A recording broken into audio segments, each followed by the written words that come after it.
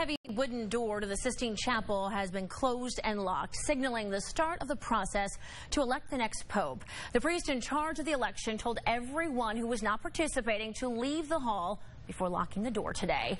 Hours later, smoke came billowing out of the chapel, but it was black, meaning cardinals failed to reach a consensus on their first vote. And here with much more on this process is Bishop Richard Stika. Thank you so much for coming in today. Thank you. It's good to be here again. Everyone is talking about this. It seems we were just talking about the massive media coverage for the conclave.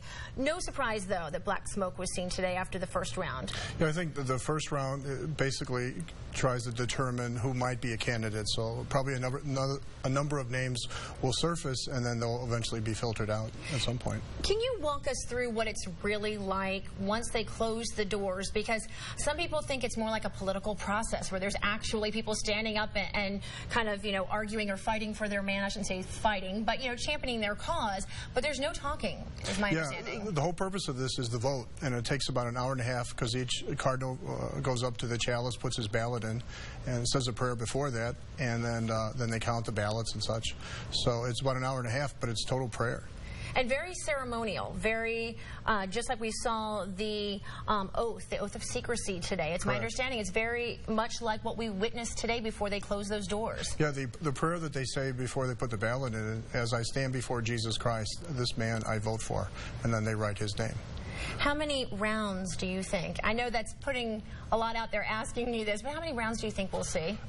My guess is by Friday morning. That's what I'm guessing. All right, I'm gonna write that down. Make sure I hold you to that. I've been wrong before, and I've been right before, so we'll see. What was it like watching the oath of secrecy this morning? I found it fascinating to watch. And do you think there's an air around this conclave that's a little bit different since there's not the passing of the Pope? There's not mourning going on at the same time. Yeah, I think it's a special feeling because the Pope Benedict has not died. He's in retirement, so it's a whole different feel to the election.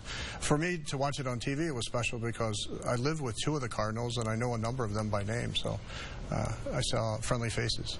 Now, you cannot have any contact with them at all? Nothing. No, not at all. No smoke signals, no phone, nothing. Except for, of course, the Sistine Chapel. That's smoke signals. They have their own system.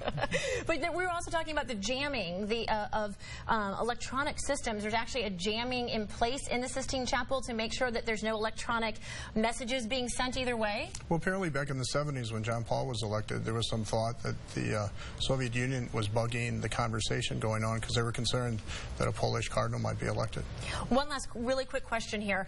There was a lot of talk about front runners, and you would see reporters running down these lists today. Do you care to go out and say who you think might be leading the charge, if you will? Well, I could say whoever God chooses. My candidate is Cardinal Dolan because, like myself, he's from St. Louis, and we're supposed to vacation together this summer, so I would like to go to his summer house. Yeah, I bet you would. Yeah. All right, Bishop, thank you so much for your time. I'm sure we'll be speaking with you quite a bit, and Friday morning, I imagine we'll be speaking with you. We'll see. All right, sounds good. Thank you so very much. And as for those of you who want to keep track of the entire process, wouldn't you know, there's an app for that. A Bible software company has designed an app to track what's happening during the conclave, and the free app was ready for release by last Thursday. The free app, called Conclave, offers video from the Vatican TV, a Twitter feed, bios of all of the cardinals that gauge who's getting the most online buzz, and info about every conclave for the past 1,000 years. Impressive.